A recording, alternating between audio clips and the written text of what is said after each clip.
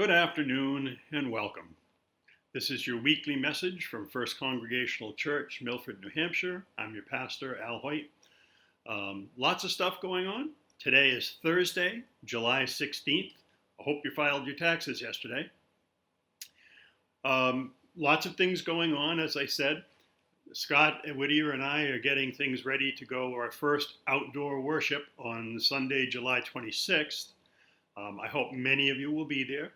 We're playing with the technical stuff right now. We have a shiny new camera that's a professional grade camera that's going to do a lot more that we could do with my old camera. So it's getting exciting.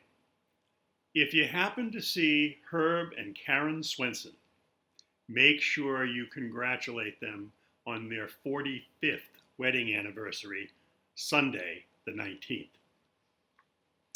I'm going to read you something written by,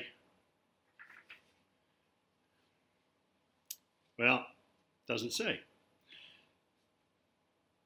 It's called When to Go Home.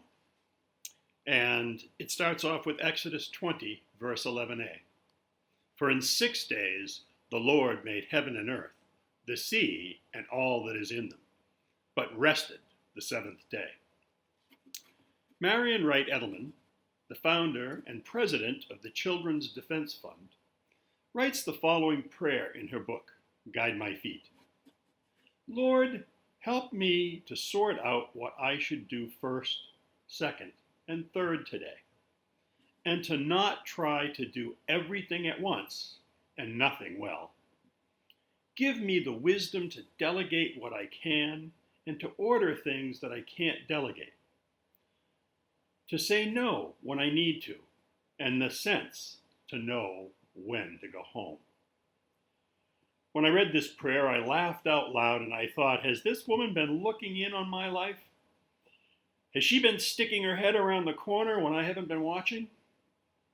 Sometimes it seems we are, in this 21st century world, on overload.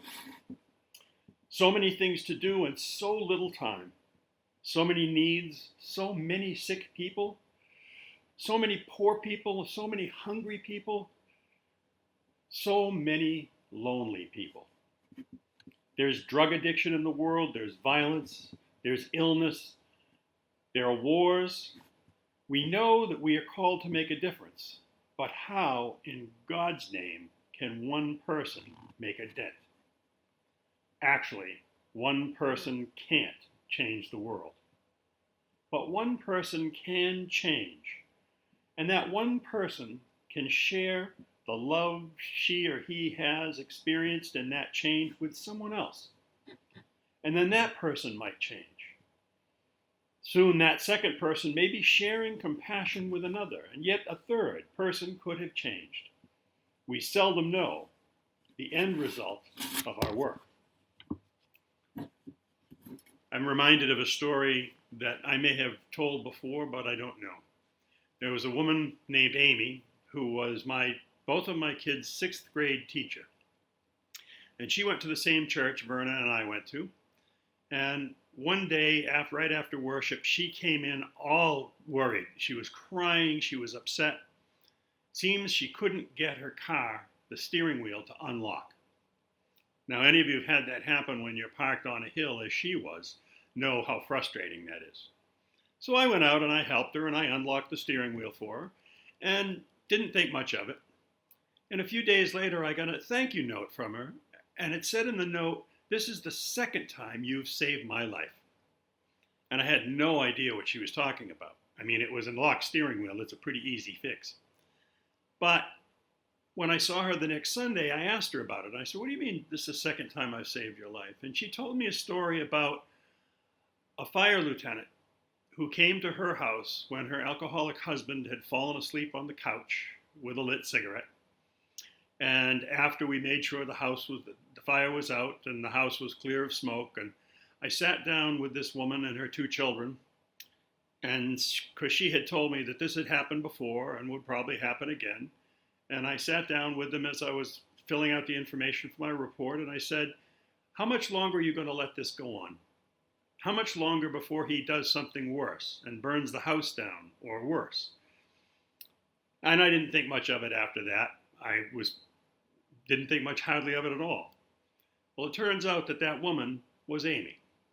And her son, after hearing me say that, kind of took charge. And they made some changes in the household so that her alcoholic husband, who wasn't going to stop drinking and in the end didn't, but her alcoholic husband was not allowed to smoke in the house anymore. If he wanted to smoke, he had to go outside. Even when he was intoxicated, he had to go outside and smoke. And that one change made a huge difference in all of their lives. I had never even thought of it. I hadn't even remembered the incident until she told me about it. And this story just kind of reminded me of that. Sometimes the things we do routinely that we don't think about at all, sometimes those are the very things that other people remember the most, and in ways that you reflect God. None of us are alone in our healing work. Together, we can make a tremendous difference if each of us stays grounded in reality and perspective. We need to stay connected to the others who are providing care, to others who are working to make a difference. We need to stay connected to those in our homes and lives who support us and give us love. And most of all, we need to stay connected to the source of all love, God. Finally, we need one more thing to do: to know when to go home. Take care of yourselves. You are precious.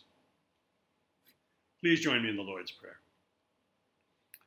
Our Father, who art in heaven, hallowed be thy name. Thy kingdom come, thy will be done on earth as it is in heaven.